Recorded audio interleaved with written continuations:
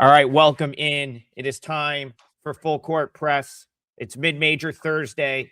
Rob Bino, it's all mid-majors. They didn't even try to they couldn't even sneak in a power conference game tonight. It's all mid-major games. I ruined the parlay yesterday on kind of like a little bit of stupidity on my part. I probably should have just put the Marshall money line for the parlay. I feel like I always do that. Of course, the night I don't do that, we get hooked. I had Marshall minus 2.5. They come all the way back to win by 2. So we lose the parlay. Your team total gets over pretty easily in the end. Was a whole bunch of points as we expected in Texas A&M, Missouri. I had one play last night for clients. Sadly, my 5% play fell short with Ole Miss plus 7.5 for 15 minutes. Rob, I thought I felt good. Alabama came out very, very flat, but I had a bad feeling when they closed the first half on a run, and of course the second half was all Alabama. So dropped one there. We'll get it back today.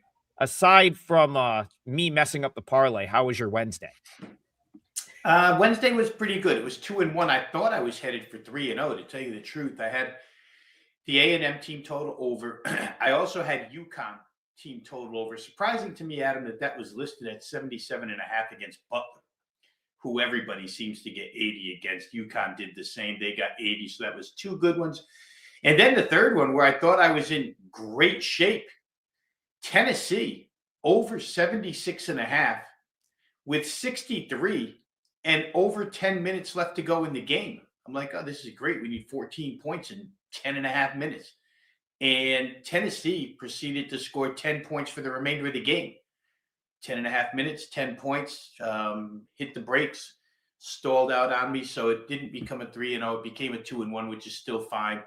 We'll take it. NBA happened to be really good last night, 5-2. So it was a nice night overall. But yeah, the college hoop rolls on. Another winning night. The college hoop rolls on.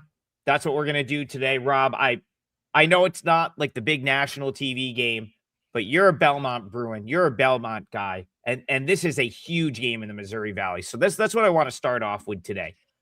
Curb Event Center, 9 p.m. Northern Iowa is suddenly healthy, and they suddenly look like Northern Iowa. Believe they've won 4 or 5. They hit the road to take on what I think we've sort of both settled on as the team to beat in the Missouri Valley this year. Belmont has looked awesome, and this should be a solid atmosphere at Curb. Someplace you've been. Probably this is rare, Rob. You've been to Curb Event Center. I have not. Yeah. That is. I still got to get down there. But how are you seeing this one for Belmont? What do you think it's going to be like tonight? And do you think they cover what maybe is a little bit bigger of a number than people might have expected? Yeah, there's nothing like seeing Bruiser the Bruin come down a bungee cord at center court from the rafters for a Belmont game.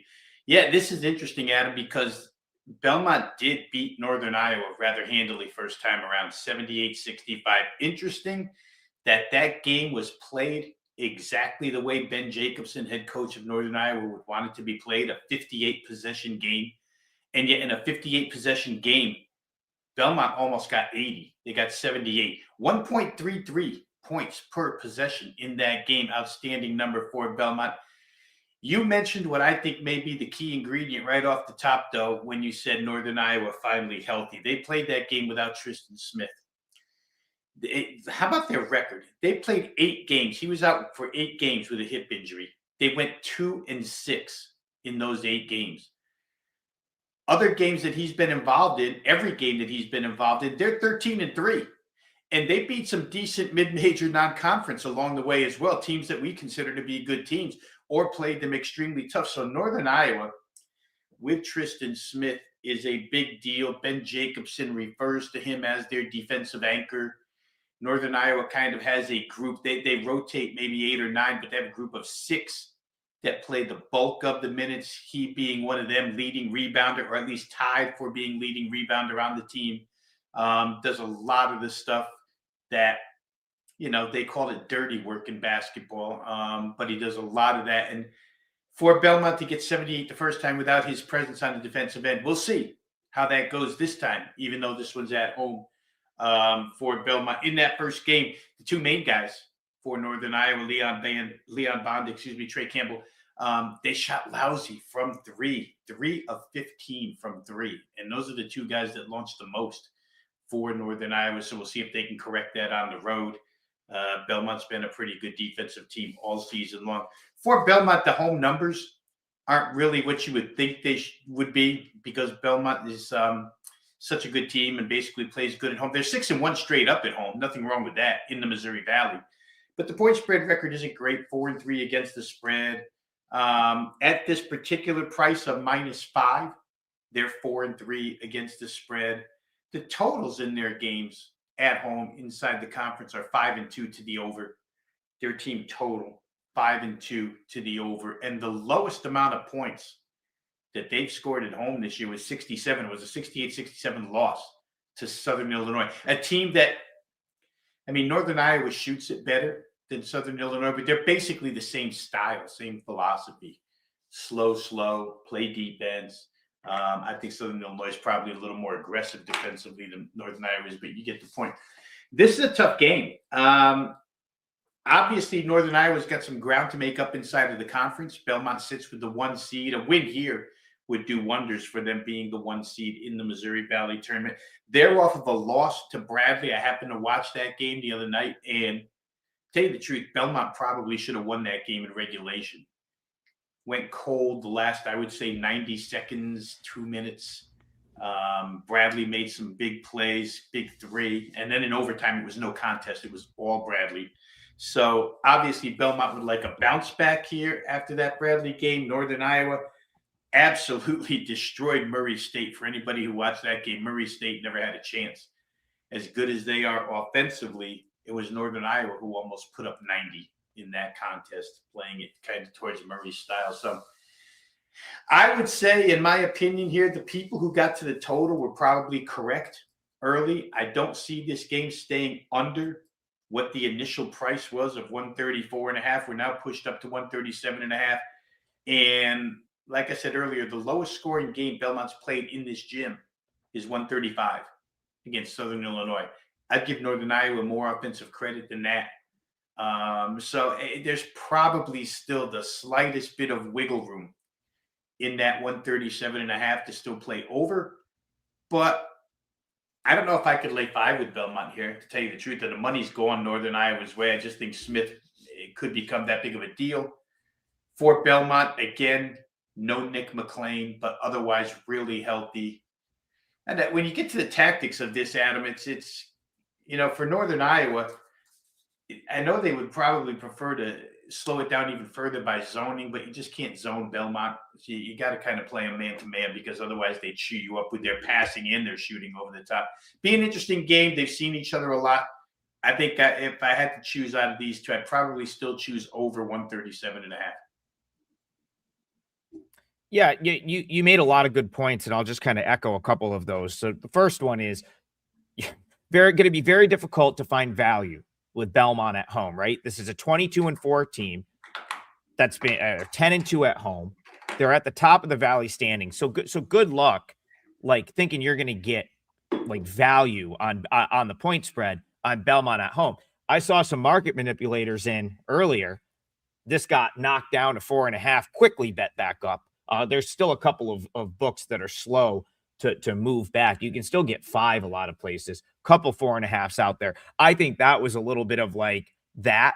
I saw a couple folks in the chat saying, maybe try to find a way to play money line into Belmont. I don't hate that idea. I'm not a big parlay guy, but the way the timing works out, it's a 9 p.m. Eastern game. If you can find something at 6 or 7 that you like on the money line, at least maybe if you have action into Belmont at 9 o'clock. Go back to the game on Monday. Yeah, Northern Iowa laid it on Murray State, 89-60. But I want to comment on that game a little bit. First, Rob, I think that's a better matchup for Northern Iowa. They won the first meeting as well, right? So they won the first meeting as well. Second, Murray State has just been off shooting the ball for like 3 weeks now. And Murray State went 5 for 25 from 3 in that game and shot 39% from the field. So I look at that, very impressive performance by Northern Iowa. No question getting Tristan Smith back matters and has helped them immensely. But some of that 89-60 is on Murray State. Just, it's more on Murray State, in my opinion, than it is Northern Iowa just being like so dominant that we have to like fear playing against Northern Iowa at this point. So I kind of agree with the sentiment that like line is right. I see a couple folks in the chat saying line is right. Yeah, I think I made this Belmont minus 5.4. So right in line with like where it is right now. I would love to find a way to play Belmont because when it comes down to it, Rob, you have two teams that are solid defensively that should be able to, theoretically should be able to like get stops and alter what the other team wants to do. But then you get to Belmont, their floor spacing, their ability to make shots. I would rather have that on their home floor than Northern Iowa trying to score on this Belmont team on the road. Belmont won the first meeting by 13.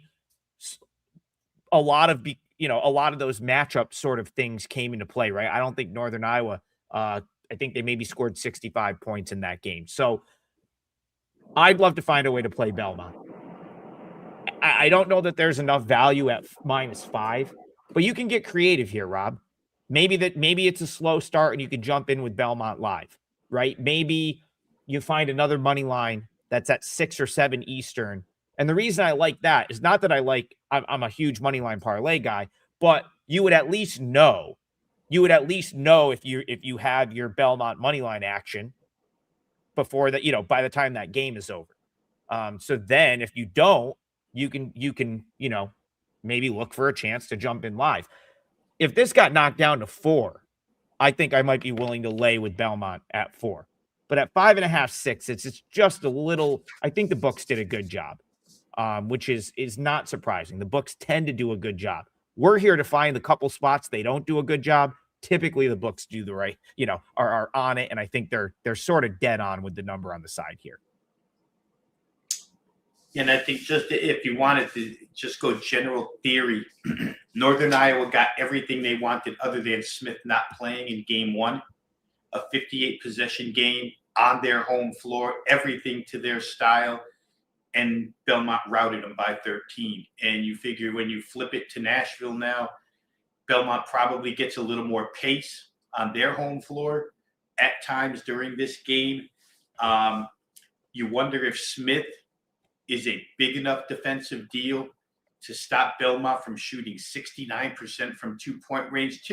I think we both tried to make this point, Adam. It's not just Belmont shooting over the top of things and having an array of 3-point shooters, but it's the way they pass and cut that just tears teams up. And Northern Iowa, as disciplined as they are, got torn up from inside the arc with the passing in the mid range and the layups at the rim. Sharnowski's been great as a big man for Belmont. So what I just, while you were talking, I looked at the Belmont individual team total of 71.5. Got 78 the first time, doing everything Northern Iowa wanted to do. To get to 72, doing some things that they want to do this time around, I don't think that's out of the question for Belmont. It's hard to lay the points because you could see 72-67, 72-68, something like that. But you would win your team total on the Belmont side in that case. All right. Manzi, $7.77 peace offering to me. I think it was because he liked Arizona on Monday and they lost. That was listen, no shame in that, even without Darren Peterson. What a game that was. What an effort by Kansas. We appreciate the donation. Manzi, if you want us to hit a certain game, let me know. Because we appreciate the donation. We want to make sure we get you a game as well. So drop a game in the chat if you want to hear a certain game. We got Ski Profit here this morning. He says, good luck today, fellas. Appreciate Ski tuning in as always. If you're interested in NBA, Rob does an NBA show with Ski. Rob, do you want to promo the show that you do with Ski real quick for the folks that might not know about it? Let's do that while Ski's in the chat. It's Ski's show, Profit Picks. He built it from a YouTube show right into a WagerTalk show now. We go every day, 1:45 East, 10:45 Pacific, cover the NBA board. Other things at time as well. When football season's going on, we'll cover some NFL. We may end up covering some college basketball. Ski's also had a great season in college basketball, follows that. Some specific teams, some specific conferences, good at what he does. So, yeah, we have a good time. That show, Adam, is because of the chat room in that show. It's intelligent like this one is, and it's a pretty fun-loving show. Sometimes we get off topic a little bit, but every day, Monday through Friday, 1:45 East, 10:45 Pacific, the entire NBA card. Today it'll be short. WagerTalk TV called Profit Picks. This doesn't happen as much anymore, but if you go back to like 20 years, almost every pick seller had a made-up name. Like that was just a thing to do. That's like an old school tactic. My birth name, the name my parents gave me, Adam, last name Trigger, real last name. Even more incredible, Profit is Ski's real last name.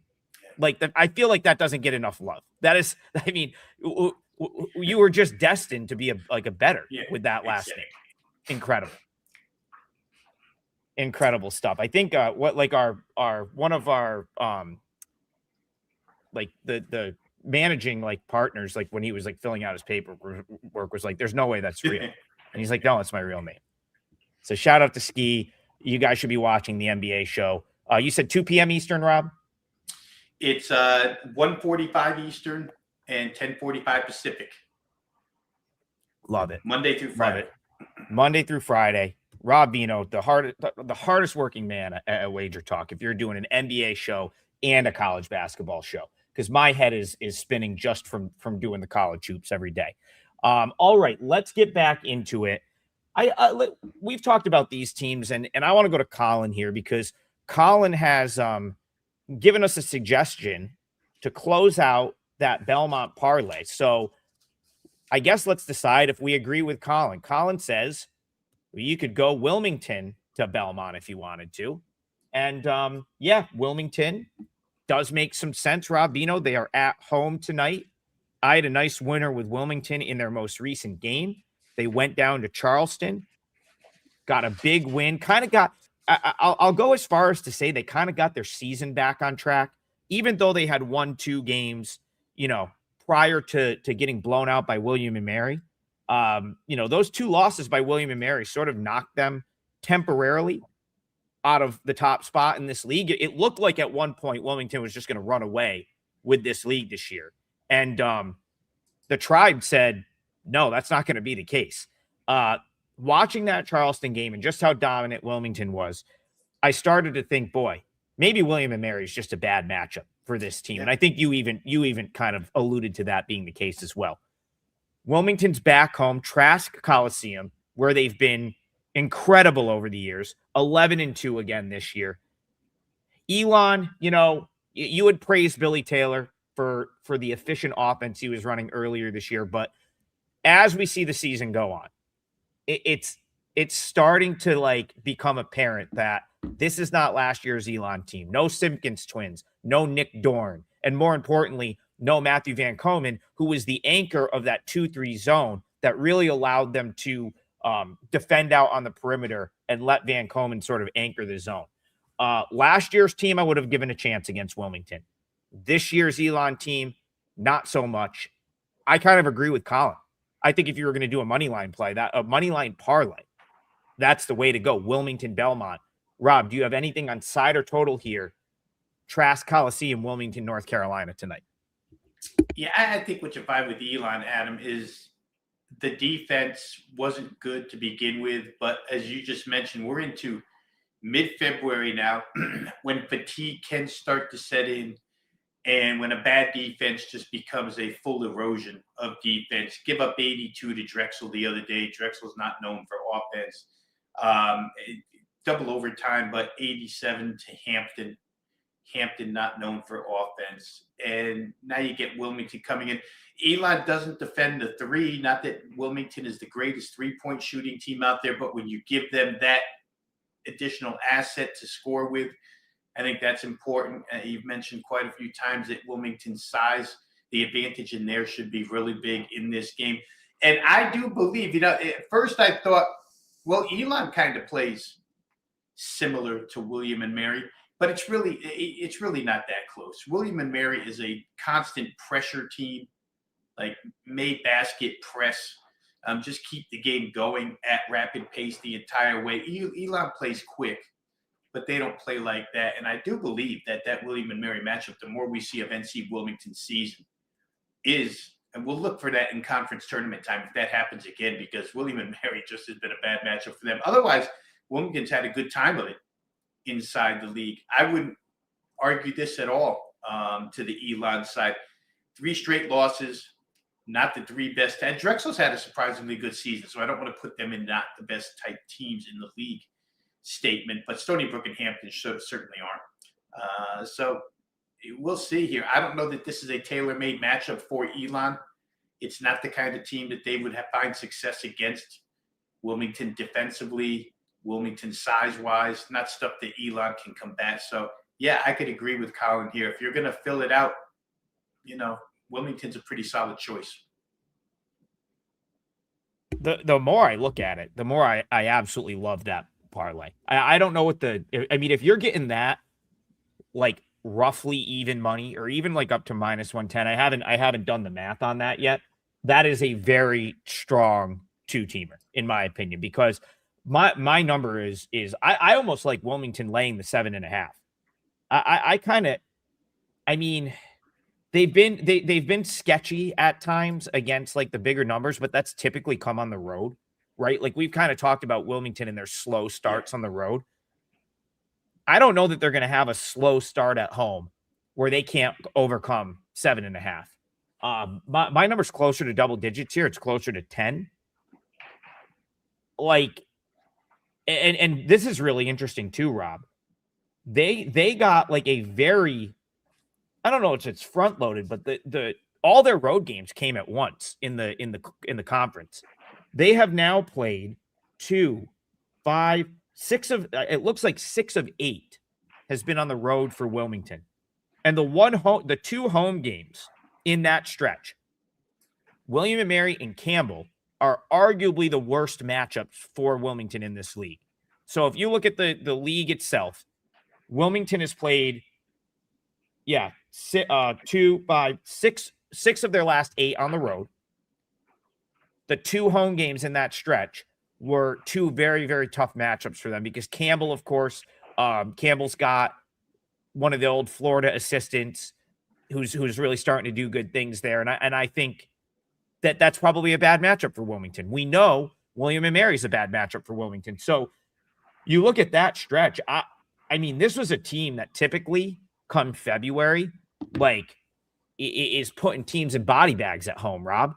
I mean, they usually crush teams in this building, especially lesser teams in this league. So I would lay it there. I'll take a stand. People want picks. They complain. They're like 30 minutes in, we have no picks.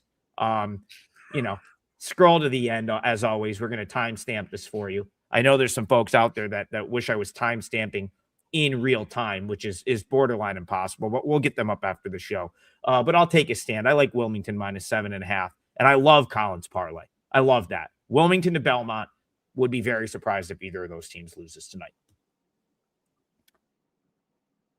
All right, let's quick promo on the package. Couple things we have going on the WagerTalk site. Of course, every day, as long as you guys are buying it regularly, WagerTalk will leave up the 3-day double the firepower CBB special that Rob and I have. It's February 12th. It's still there. So it's been popular enough to keep thus far.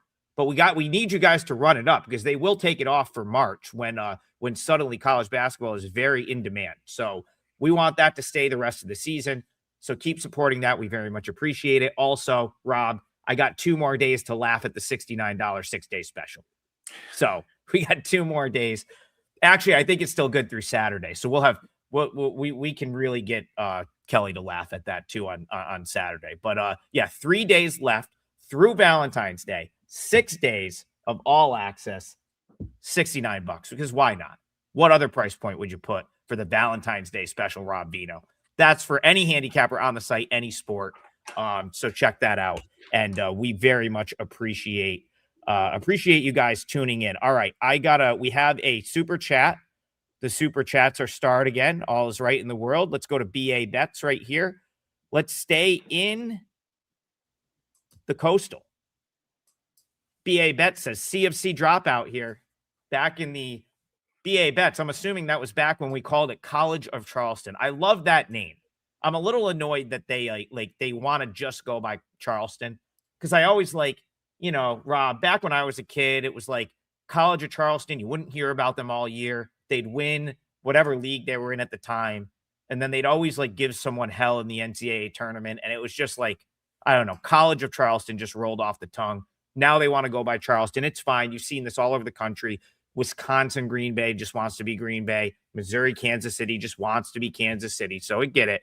But College of Charleston reminds me of some of those really good old, either SoCon or Big South. I forget what league they were in, but they used to be in a different league. Now they've kind of been the dominant force in the coastal the last couple of years. And, I didn't think they had it this year, Rob, but Charleston is, even with the Wilmington loss, I think they've sort of put themselves in that top grouping again, where it's probably Charleston or Wilmington. A couple of weeks ago, I thought Hofstra could have been in the mix as well. But the more I watch Hofstra play, the more I just think that there's something lacking with the pride. As I watch them play, I think it's the ability to get to the rim, Rob. I think that's where they struggle. It's all jump shots for Hofstra. And that's going to be a problem against Charleston, in my opinion. So let's talk Hofstra Charleston. Do you have a side or total angle that you can give us here? First time around, and this was a good game, 66-64. Charleston goes to Hempstead, wins that game. And the shooting, Adam, in that contest was miserable. So the first thing, of course, that crosses my mind, you get to 130 with a combined, with Charleston going 3 of 18 from three-point land and still getting to 66 points at 16%, 17% from three, and still getting to 66 points. And for Hofstra, only shooting 35% inside the arc. That's a terrible number inside the arc. Your 2-point percentage has to be way better than 35%. So, you have to question whether or not it was the defense was that good, or if you're going to get a little bit of bounce back offensively from Hofstra inside the arc, Charleston outside the arc. And I generally tend to go to the bounce back approach, where, again, I'll say it, where coaches like to look at what went wrong. And it could have been just been a day of, guys were off, whatever. Or it could have been that the defensive matchup for both sides is that good. Hofstra's scrappy for sure, but I wouldn't think that Charleston gets held down in that point range here again tonight, Adam. Not at home. At the time, Hickman and Duggan were not, I guess they were probably had a bunch of games under their belt, but it seems like that was during the point where Charleston was starting to put things together to the point where they are now. They're actually in this game off of a loss, come in off of a loss, which makes it even more which makes me lean even more towards the Charleston side, and especially with Charleston point production. Looks to me like, as I stare here, that the team total for College of Charleston in this game, 71.5, 72.5. Hofstra is still in it, standings-wise. A couple of games behind Charleston, but Charleston has to win this one to try and keep pace with Wilmington, the team that just beat them. I think if it were me, side-wise, the Charleston side to me just seems to be deeper. So I would probably look that way. But more than that, I think that their point production is going to go up here. So if I'm going to take a stance in this game, it's going to be with Charleston team total at home to get to 73. The defense was really, really good the first time around. Shooting was bad. I think some of that changes here. I would look for Charleston team total to go over. And real quick, I'm with you on these teams that want to be called different. I get yelled at in comment sections all the time for referring to UAB as Alabama Birmingham. It's not Birmingham, Dino. It's UAB or UL Lafayette. They want to be called Louisiana, et cetera, during college football season. Guys will holler at me for kind of being, it's just the way I still refer to that, being in this business so long. But yeah, College of Charleston, and especially when the rotation, the odds board still lists them as College of Charleston. it allows me to still Yeah, call I that noticed. at this point in time. I noticed that some places will still, will still list it as. I mean, you even see some Missouri, Kansas Cities, Wisconsin, Green Bay has wanted to be Green Bay forever, and I still see some publication. I still see a UWGB pop up every once in a while. So yeah, it's tough when you were one thing for so long to try to train us to do something else. I'm going to take another stand here, Vino. This is I may even I'm logging in. I may even try to like bet this on the fly. I'm going to use Charleston money line for the parlay. Yes, I'm going to use Charleston money line for the parlay. It's really close to pick. It might be -1 right now. I'm going to think about that one probably for the next 20 to 30 minutes. That may make my client card. What it comes down to here, Rob, is I was at Charleston's game with Towson, and what I've noticed watching Charleston the last few weeks is they've very much become a defensive first team. Like you and I have commented on their lack of shooting and offensive struggles. Now, this was a team coming into the year that I thought would have been very good defensively. Then they lose Mr. Dean. Great name, by the way, Mr. Dean, who was probably their best, on-ball defender, best perimeter guard defensive player. Chris Mack's gone to his zone a little bit, and it's worked. He's playing a lot of 1-3-1. And, there's not a plethora of shooting in this league, right? Like there's just like the game with Towson that I was at, the zone worked. It's just Charleston had a horrible shooting night, and they weren't able to overcome shooting the ball poorly. But then again, Towson's the type of team that can make you do that. Towson's the type of team that's going to clean up the offensive glass. Hofstra lacks some of those, characteristics, and they're very, very jump shot reliant. So you could say, well, that's good against the zone, but not if you can't score any other ways. Not if you're not generating good looks. And that's the problem with Hofstra. I think you're going to see a game where Hofstra takes a lot of tough shots. And I just don't know that you go on the road and beat Charleston needing to hit a bunch of tough shots to win the game. So I'm going to go. I had Wilmington earlier this week against Charleston. I am going to play the College of Charleston bounce back angle here. It's going to be a client play. I'm going to try to punch it in right now, which is going to be I may have to let you take the wheel here, Rob, because it is I'm already having trouble doing it. But yeah, that's going to be the parlay leg as well. So, and I'm actually going to see. So we'll get a consensus kind of number here from the site, and so it looks like it's going to be like -110. If it's -115, I'm just going to put it in as Charleston money line. But this is one that's been kind of hovering on the it's been teetering on the +1.5, -1.5 sort of line all day. So we'll just go with Charleston money line. All right, Rob, let's see. I'll try to do that in a minute. Let's go back to the chat. I think we have another super chat here. Oh, look at man, what a guy. Mangy's just saying, no, don't worry about it. Gotta go. He throws us another 777. That's great. I mean, I might have to go find a way to, I may have to go down to Turning Stone and play 7 now, Rob. Just throw it like, I don't know if that's his lucky number. I love that though. Okay, let's go to Mad Max. Oakland is coming off a pretty bad loss. Listen, all the folks that are like, hey, you don't talk enough Horizon ball. Well, we're going to get some Horizon League right here, Rob. Oakland was kind of the team to beat, I would say, coming into the Horizon League this year.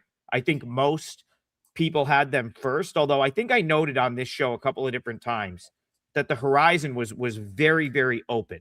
Like there was a lot of teams that could be in the mix in the Horizon League this season. Let me navigate to this game. This would be where Kelly Stewart asks for a rotation number. I'm not going to do that, though. I'm just going to find it. I'm just going to go through and find it. It's Thursday. Saturday, when there's triple the games, you're out of luck. But I'm going to find it. It's Youngstown State heading up to the O-Arena, I believe they still call this place, Rochester, Michigan. I think I have that right, where the Oakland Grizzlies play. Oakland, listen, apparently no one can beat Cleveland State these days. That's news to me. I thought Cleveland State was going to be one of the worst teams in the league, and they're just on a rampage right now. And Oakland was the latest victim, going to Cleveland State and losing by 13. Oakland has now had 8 days off, Rob Vino, and they get a home game against Youngstown State. They are 10-4, one game behind Wright State in what has become a very competitive horizon. I think the thing that's surprising to me here, Rob, is I thought Youngstown State might have been one of the teams that was in the mix, at least sort of vying for, maybe a top 4 or top 5 spot. And that hasn't been the case. The Penguins are down there at 5-9, second to last in the league. So I'll let you start this one off. Mad Max wants to talk about Oakland. He said it's a good spot to bounce back. What do you think, side or total? Oakland, Youngstown State. Yeah, I don't think I could disagree with a good bounce back spot for Oakland. Obviously, we've always talked about the unique defense that they play. Youngstown has seen them enough. First time around, this game goes 85-83. Oakland on the road, a winner. The one thing that I do notice about Oakland this year is I didn't know that they would be that good of a shooting team, but man, they score. And every time I look up Oakland scoring again, now they give up 91 to Cleveland State. This Horizon League has become pretty much an over type league. We started the year with IU Indy and talking about them and the way they scored. And then all the way through here, there's not much defense. So if I use that as a starting point here, the way I handicap totals, I look at the number 159, now bet down to 156. It seems like there should be some pushback to this number. Team scored 171 the first time around. I don't know that there's a lot that's changed here. Where Oakland is concerned, a lot of times 156 should probably be used as a baseline number and then go from there, depending upon opponent, ability to score, pace of play, et cetera, et cetera. Youngstown kind of fits all the boxes, checks all the boxes as far as a team where Oakland should be able to play a game up and over their baseline number. Now, Youngstown comes off a bad offensive performance against Robert Morris the other night, which again, in my world, bounce back is always a top consideration. So you come off a game against Robert Morris at home where you only score 66. You come to Oakland where they've been a little defensively loose, let's say, as far as point production is concerned. And a lot of that is, a lot of times when a team plays softer defense, it's because of the pace that they play. Oakland's just so fast up and down the floor that sometimes you're going to give up easy buckets. But to me, Adam, I don't see the correlation here between the betting market and the way I think. This game's been pushed down 3 points. And to me, it's a little bit head scratching that they would push the total down. So without getting it to side very much, which has been actually bet Youngstown State's way, I would look over here from Oakland and from Youngstown in a bounce back. And just going back, like I say, to the first game, I don't know how much changes between these two, who points per possession average 129, 126. Those are really good numbers. Oakland, by the way, in that game against Youngstown State, shot 53% from three-point range. Not a lot of threes, but they hit them. And the other side put up 35. I would say for me, this game would be an over. 168 the first time. I can't see much changing here, especially the given circumstances for this spot.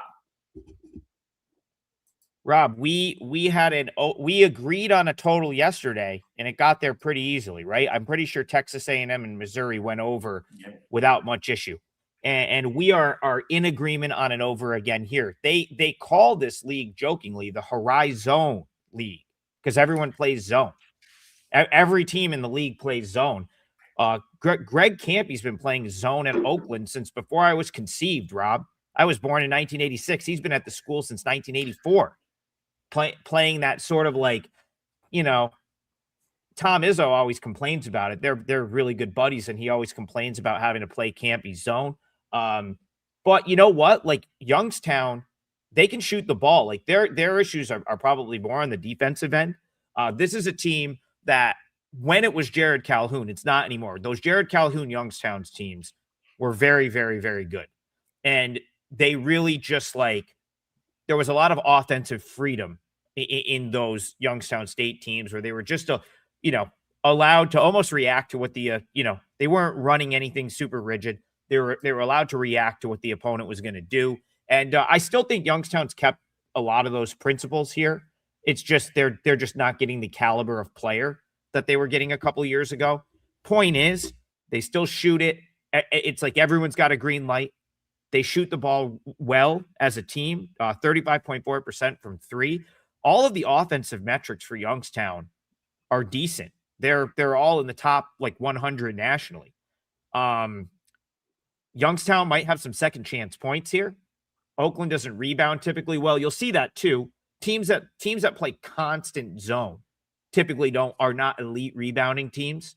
So, the reason I bring all of that up is Oakland is the obvious better team here. They're the obvious favorite. 5-point favorite at home. I think I could maybe agree with Mad Max and say it might be a point light. But, there might be some open court turnover points for Oakland here. Youngstown State doesn't take care of the ball whatsoever. So, what you're going to get from Youngstown State is, they'll move it quickly and get up a shot. But this is not a team that's got great ball movement that takes care of the basketball well. So you could get some turnover fast break points for Oakland. And then Oakland, I mean, they're the team that arguably will score. They're the one that if you're betting the over, Rob, you're probably counting on more points from Oakland anyway. So I think the way I'm looking at this is, well, if Youngstown State looks like they can contribute at the rate that I think they can contribute at here, you're probably going to get the math, as you like to say, Rob, is probably there for an over. So I'm with you. I'll co-sign that total with you, Rob Vino. And real quick, Adam, the only two times in league that Youngstown State has been held under 70, they bounced back their next league game and scored 83 or more, and both of those games went over. This will be the third time that situation will exist. They were held under 70 previous game, and the bounce back toward the over has been good, both team total wise and full game wise for them in each of the first two instances.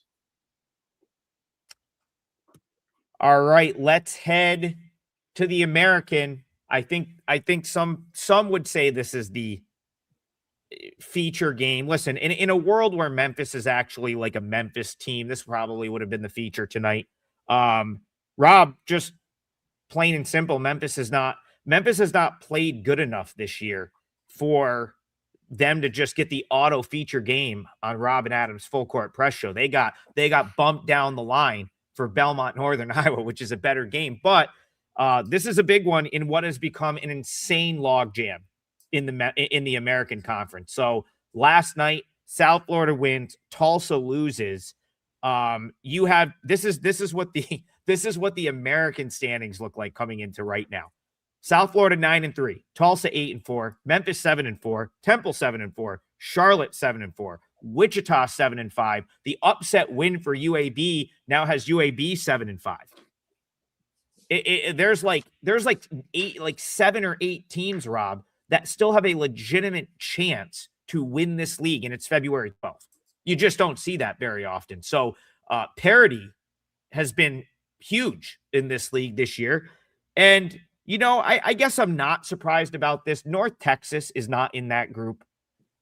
This is the first year under Danielle Robinson.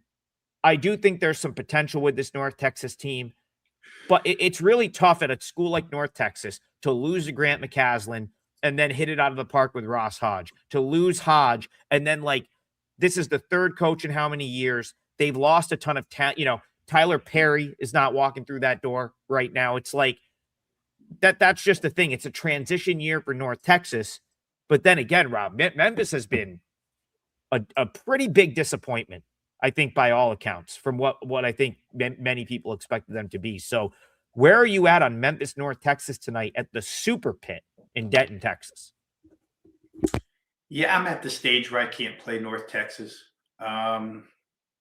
Generally, I mean, a game like this in years past, even like last year, you would jump at the opportunity to take North Texas plus 2.5 at home, thinking, man, I'm going to win this game like 63-60 and not really have a lot of concern about it. But North Texas just can't score. Yeah, I've watched them enough where they just can't find the basket. And Memphis is as good at defense as North Texas is. Memphis actually statistically is better at defense than North Texas is as far as efficiency inside league games is concerned. So, North Texas, they have to have that advantage in my mind this year. They have to have that advantage where they're playing a team at home that's not a very good defensive team, where their poor shooting can exist but still score enough to beat the opponent. Here, I'm not sure that their poor shooting can exist and beat Memphis. Memphis is more apt, in my mind, to come up with points than North Texas is. It's a short number, 2.5. Now,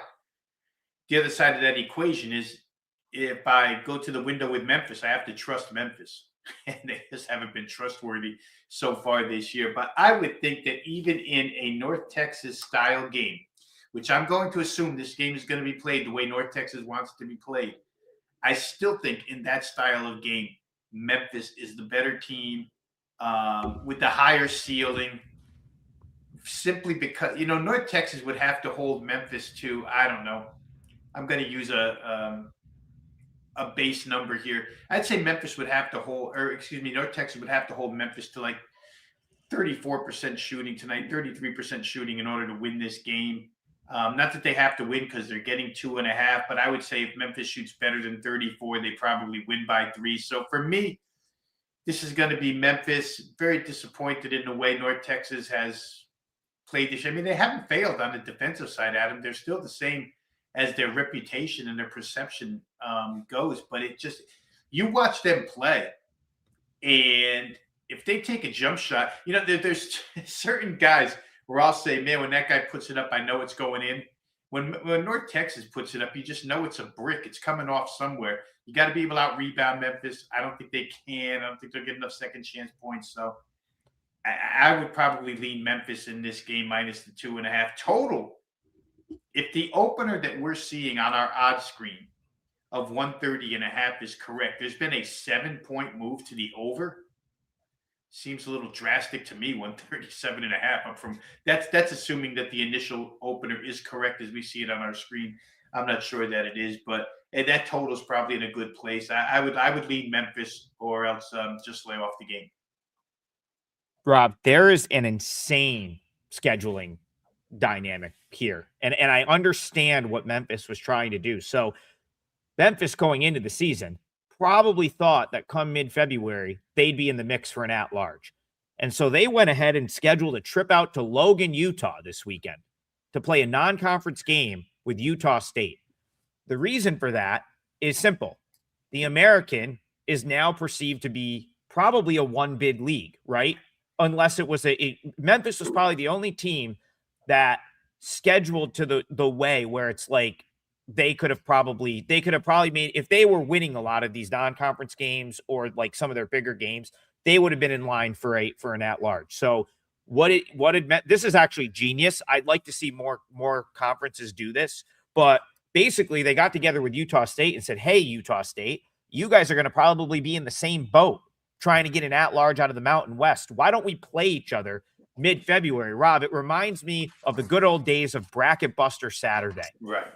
Which as a Siena College kid, where the team was really good, was like literally like we used to look forward to that all year because we knew that we were going to end up getting a big game on national TV. I think one year Siena went out to Boise. A different year, I believe we had Butler back when Butler was still a quote unquote mid-major. So that's awesome that they did that.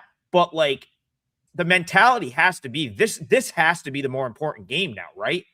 Because there's no way Memphis is sitting there thinking that they're getting an at-large bid at this point.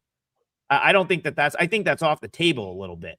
So wouldn't you think that right now the focus is on North Texas and not so much the game on Saturday? Whereas like, let's say Memphis was coming into this weekend and they were like on the fringe of being a top 25 team. I think, okay, you could say maybe this is a look ahead spot for Memphis. Now I think this is the bigger game. And, I'll go back to something that I said prior to the UAB game when we talked about these two teams last Thursday.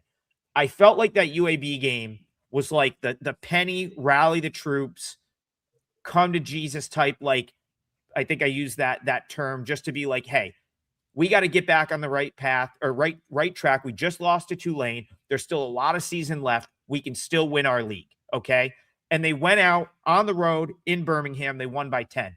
Next time out, they absolutely trash a Charlotte team that has played very well this year. So I kind of think Memphis might be on a little bit of a war path right now. And when you look at the road trip, which is going to be Denton to Logan, Utah, I got to think Penny's like, hey, forget about Saturday right now. We'll worry about Saturday on Saturday. This is the game we need to win on this trip. And that is bad news if you're North Texas, in my opinion. So, Rob, I'm with you. I like Memphis here as well. All right, Rob, we have 10 minutes left. The floor is yours. I've already given out Charleston as one leg of the parlay, and I did manage to get it in for clients. So we've got one leg. I'm going to ask you for a second, and if we have time, if you want to get crazy, we can make it a 3-teamer, but let's go to you for whatever game you want to talk about. You have the floor. All right, let's go to, I'm going to play a full game total over here. Delaware and FIU, 7 o'clock Eastern start. Number has been pushed from 44.5 to 145.5. Couple of reasons here that I like this game up and over. Obviously, whenever it comes to Jeremy Ballard's team and the pace that they play at FIU, it's the fastest pace in Conference USA. It's pretty much by far, they and Kennesaw are the two teams that go the quickest. But Delaware is the worst defensive team in the league efficiency-wise. So you get the fastest-paced team at home against the worst defense in the league. And Adam, we talked about this early, and part of the handicap here is I think it starts to show up now. This is the third distance road trip that Delaware is going to go on this year. We talked about how these teams have to go, like if you're Delaware, you have to go to Texas schools, you have to go to Missouri, et cetera, et cetera. This will be the third time they're going to go on one of these back-to-back roadies that aren't really close to home. Not that FIU is out of the Eastern time zone, but still trip again for Delaware. A team that wants to play at the slowest pace in the league probably gets sped up here by FIU tonight. FIU enters off of playing 3 of the best defensive teams in the league. They just got done playing Jacksonville State, Middle Tennessee, and Western Kentucky. Those 3 all rank in the top 4 of Conference USA defenses. It's not easy to score against those guys. It's not easy to make those teams run. But yet FIU got Jacksonville State amazingly to play an 80-possession game. Middle Tennessee was overtime, so the possession numbers are a little bit skewed, but it was a fast game. Western Kentucky, game hits 150. Western Kentucky generally doesn't want to move that quickly. So you've got 3 really good defensive teams. It's a step down defensive class for FIU. It's a pace matchup that they'll probably enjoy. We're going to get enough scoring opportunities here. I think that this number, again, when I play these things, I'm always looking for matchup advantages against season-long statistics because that's how odds makers price these games. This game's priced 144.5 opener because Delaware's, their season-long results indicate that they're slower paced, they're lower scoring, et cetera, et cetera. It doesn't really factor in the fact that, FIU will probably speed them up here. There's enough of that incorporated along with FIU's results to give you a number that's, it's attackable here, is a word I like to use when I think these totals are a little bit too short. Delaware will score in this game. They should be able to score because FIU doesn't play a lot of defense whatsoever. FIU doesn't really rebound on the defensive end, so Delaware can get second chances. There's just a lot of matchup angles here, Adam, along with what I think might be somewhat of a fatigue road trip for Delaware, especially by the second game. I think the game that follows this is a trip to Missouri State. And yeah, maybe someone was like, yeah, it's close enough. They look at the league. Well, we'll just have them go to Springfield, Missouri after going to Miami. Yeah, no big deal. I mean, Saturday could be a real It's on the way home. But I'm going to say, yeah, it's like when you have a connector to Missouri, you go through Miami Beach. But you get the idea here. I think there's a lot of things that favor FIU scoring high in this game. I think Delaware will follow suit because FIU doesn't defend. listen, FIU hasn't been under this particular number, 145.5. Their last 9 games, 8 of them have been over this total. And there's all kinds of teams inside this Conference USA. We've talked about how kind of eclectic it is, so to speak. So for me, I think the number is right. I was thinking it would be more towards the 150 range. I was thinking more of like a 78-72 type final in this one. And I sit here and get 145. So I'm going to play that as our parlay leg. FIU Delaware over 145. Yeah, I mean, listen, people, I see some folks in the chat saying FIU plays no defense, saying FIU is, good team total look. Like Delaware's awful defensively. There's not, I mean, this is not a good basketball team. They've been quite unorganized. Remember, Delaware is stepping up in class to the Conference USA from the Coastal, where they finished near the bottom of the league last year. It's mostly guards. Like there's going to be easy buckets probably to be had in the paint for FIU if they can get the ball in there. I guess the one thing Delaware does okay is they do have some guards that can play. But I would say, like you look at the game they played last weekend, that's a nice win for them. Overtime win over Middle Tennessee State, 89-88. So they've shown the ability, like, listen, that's not a terrible team, Middle Tennessee State. They've showed the ability to put the ball in the basket. Delaware hits their free throws. You got to love that. If you're talking about a game that's like, could see some fouls because neither team is super organized defensively. Delaware, 43rd in the country in free throw shooting, 76.2% as a team. Both teams in the top 100 from 3. But I'll tell you what, Rob, Delaware won't get a single rebound in this game. They are going to get murdered on the glass by Florida International here. So you start to throw in some second chance points in an ugly game, in a game where neither defense is very good. Both teams can hit the outside shot. This feels like it could be playground ball for a little while at stretches. But like, hey, if the shots are falling, you may have another game in the 80s. And you don't even need to get into the 80s here. What did you say this was? 140? Mid 140s? Yeah, it's funny. Somebody had said the other day, odds makers, watch this show. As I was talking, it went all the way up to 146 now. So we have to use 146 as our number. But it just got bad. And I would say this, Adam, it probably could have been a stronger play on a client card for me if, in fact, I knew because Julian Mackey didn't play last game for FIU, second leading scorer on the team. Doesn't mean FIU is not going to play with pace again. Doesn't mean that they don't have another guy that's going to come in and be able to do a formidable job offensively. But if he were involved, I probably would have bet this one even stronger than I did. Yeah, and I just wanted to sort through. I mean, FIU is 12th. 12. They're ranked 12 in KenPom adjusted tempo. So I don't think one guy is going to like knock them off of the pace that they're going to try to play. Listen, Delaware getting sucked into that type of game. I don't know that Delaware is dictating anything against anyone. Like, this is the worst team in this league. They've been pretty outmatched in a lot. They'll have their day every once in a while where they step up and like upset a middle of the pack team in this league, like a Missouri. Who did I just say they beat? Middle Tennessee State. But they're going to do it by hitting threes, 89-88. They're not digging in and winning a game on the defensive end. They will upset someone by just going bombs away and hitting a bunch of shots. So, Rob Vino, I think you found a good one right here. And we'll go 2-teamer today. We'll go 2-teamer today, 2-teamer tomorrow, 3-teamer over the weekend with Kelly. So today's parlay plus 260. Actually, you can actually probably get Charleston +1 minus 110 right now. That keeps going back and forth. That one keeps flip-flopping. I ended up giving it out to clients at minus 110 on the money line, but there are some Charleston +1s out there right now. So for the parlay, we're just going to call it Charleston money line minus 110. That's a 4% client play for me. I really like the Cougs to get it done tonight at home. And then Robino is going to go a little bit south for what should be just a disaster of a game. Delaware, FIU, very little defense played, lots of shots being chucked up, and hopefully most of them going in to hit over 146. So Charleston, money line, Delaware FIU over 146. As always, I see a bunch of people in the chat looking for other games. I'm going to probably have a pretty big card today. I already got 2 locked in, and there's probably 2 or 3 more coming.